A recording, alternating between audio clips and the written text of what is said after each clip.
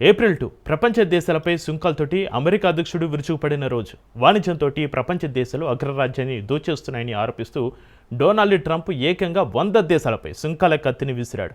ఈ టారిఫ్స్ వల్ల అమెరికాకు లాభం జరుగుతుందని, వచ్చిన ఆదాయాన్ని అమెరికన్లకు పంచుతానని గొప్పలు చెప్పాడు. ఈ టారిఫ్స్ అక్రమని ప్రపంచం అరచి చెప్పినా చెవికెక్కించుకోలేదు. ఈ క్రమంలోనే భారత్ను తొక్కేయాలని ప్లాన్తో 50% సుంకాల కత్తిని విడిచాడు. కన్నింగ్ కుట్రలతోటి తన గోతిని తానే తవ్వుకున్నాడు. ఇంతకీ ట్రంప్ టారిఫ్స్ వల్ల అమెరికాకు లాభం జరిగిందా? వచ్చిన ఆదాయాన్ని అమెరికన్లతోటి పంచుకుంటున్నాడా, లేదా అంతా ట్రాషేనా? టారిఫ్లతో తన గోతిని తానే తవ్వుకున్న ట్రంప్ టారిఫ్లతో తీవ్ర ఇబ్బందుల్లో అమెరికన్లు. టారిఫ్ల వల్ల అమెరికాకు లాభమా, నష్టమా?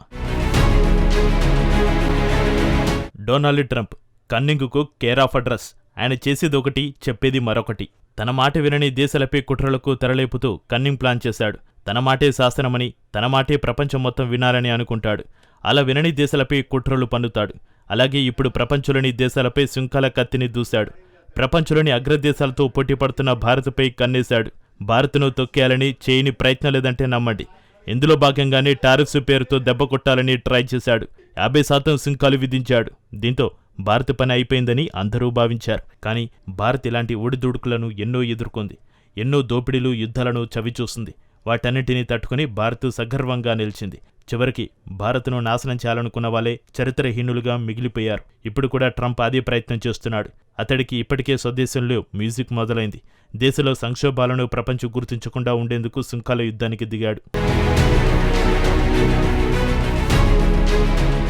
ట్రంప్ వేసిన సుంకాల ప్లాన్ ప్రకారం దిగుమతులపై టారిఫ్స్ దాడి చేయాలి. విదేశీ వస్తువులు ఖరీదైనవి మార్చాలి.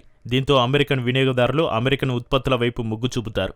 దీంతో భారీగా అమెరికాకు పైసలు వస్తాయి. ఇదే ట్రంప్ ఐడియా. వినడానికి ప్లాన్ పర్ఫెక్ట్గా ఉన్నా రియాలిటీలో మాత్రం అనుకున్నంత సింపుల్ కాదు.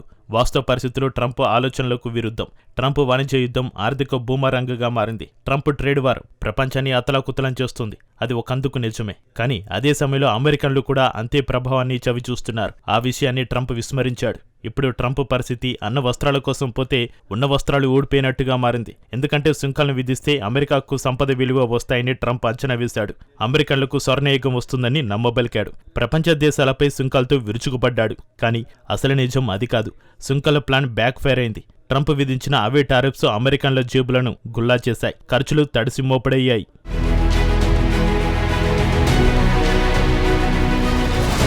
ట్రంప్ సుంకాలతో బాధ, నష్టాలు ముందుగా అమెరికా కంపెనీల్లోనే మొదలయ్యాయి. ఇప్పటివరకు లాభాల బాటలో సాగిన కంపెనీలన్నీ నష్టాలను చవిచూస్తున్నాయి. అమెరికాలో గతంలో కంటే దిగుమతి చేసుకున్న వస్తువుల ధరలు 4% పెరిగాయి. దేశీయంగా ఉత్పత్తి అయ్యే వస్తువుల ధరలు 2 నుంచి 2.6% పెరిగాయి. చాలా కంపెనీలు ధరలను పెంచేశాయి. దీంతో వినియోగదారుల ఖర్చులు పెరగడం మొదలైంది. మరోవైపు ద్రవ్యోల్బణం భయం అమెరికన్లను వెంటాడుతోంది. అమెరికా ఫెడ్ గత 3 ఏళ్లుగా ద్రవ్యోల్బణాన్ని అదుపు చేసేందుకు పోరాడుతోంది. అమెరికా ఫెడ్ అంటే అమెరికా ఫెడరల్ బ్యాంక్. ఇది అగ్రదేశపు సెంట్రల్ బ్యాంక్. ఇప్పుడిప్పుడే ధరలు అదుపులోకి వచ్చాయి. కానీ అంతలోపే ధరలపై ట్రంప్ సుంకాల పిడుగుపడింది. ట్రంప్ సుంకాలతో ద్రవ్యోల్బణం 0.4% పెరిగింది. వచ్చే సంవత్సరం అది కాస్త 0.6%కి పెరుగుతుందని అంచనా వేసింది. అతిపెద్ద ఆర్థిక వ్యవస్థ అమెరికాలో 0.1% కూడా ధరలను భారీగా మార్చేస్తుంది. ఎందుకంటే సుంకాలు పెరిగితే ఆటోమేటిక్గా ద్రవ్యోల్బణం పెరుగుతుంది. దీంతో ట్రంప్ హామీలు ఇచ్చినట్లు అభివృద్ధి కనిపించడం లేదు. సుంకాలతో అమెరికాకు డబ్బులు కుప్పలు తెప్పలుగా వచ్చి పడుతుందని ట్రంప్ చెప్పాడు. ఇన్నాళ్ళు అమెరికాను ప్రపంచ దేశాలు దోచుకున్నాయని ఆరోపించాడు. ఇప్పుడు ఆ డబ్బంతా కక్కిస్తామని, అమెరికన్లకు వాడతామని గొప్పలు చెప్పాడు. కానీ పరిస్థితులు మాత్రం అందుకు విరుద్ధంగా ఉన్నాయి. ఇక ఆర్థికవేత్తలు చెప్పేది ఏమిటంటే 0.5% ఆర్థిక వృద్ధిలో కోత పడుతోంది. అంటే 1.8% వృద్ధిని కూడా అమెరికా నమోదు చేయడం కష్టమేనని తెలుస్తోంది.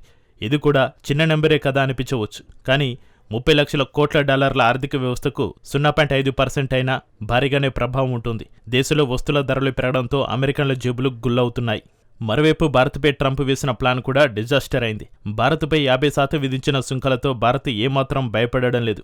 రష్యాతో బంధాన్ని వదులుకోమని క్లారిటీగా చెప్పింది. పైగా చౌక ధరలకు చమురు ఎక్కడ లభించినా కొనుగోలు చేస్తామని భారత్ తేల్చి చెప్పింది. నిజానికి ట్రంప్ సుంకాలను విధించిన తర్వాతే రష్యా చమురును భారత్ మరింత కొనుగోలు చేస్తుంది.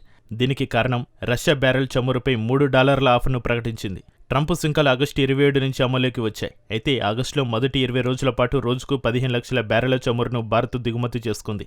కానీ ఆ తర్వాత ఈ దిగుమతులను భారీగా పెంచేస్తుంది. ఏకంగా 10 నుంచి 20% రష్యా చమురు దిగుమతులు పెరిగాయి. సెప్టెంబర్లో రష్యా క్రూడ్ కొనుగోళ్లు ఏకంగా 16 లక్షల నుంచి 18 లక్షల బ్యారెళ్లకు పెరిగాయి. 2022 నుంచి 2025 వరకు రష్యా చమురు కొనుగోలతో భారత్కు $1,700 కోట్ల ఆదా అయ్యాయి. అయితే అమెరికా విధించిన సుంకాలతో భారత్కు $3,700 కోట్ల నష్టం వాటిల్లుతోంది.